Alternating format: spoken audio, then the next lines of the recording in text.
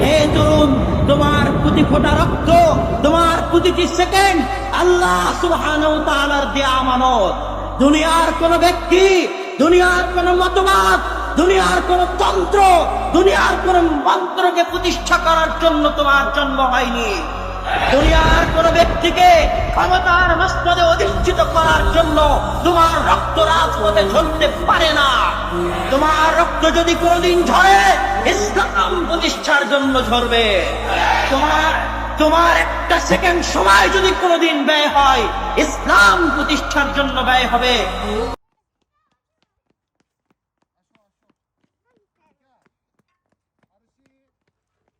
ওখানে বসো, ওখানে বসো, বসো। ওকে, হ্যাঁ, ওকে, প্রেস। ইয়া ইয়া ইয়া ইয়া ইয়া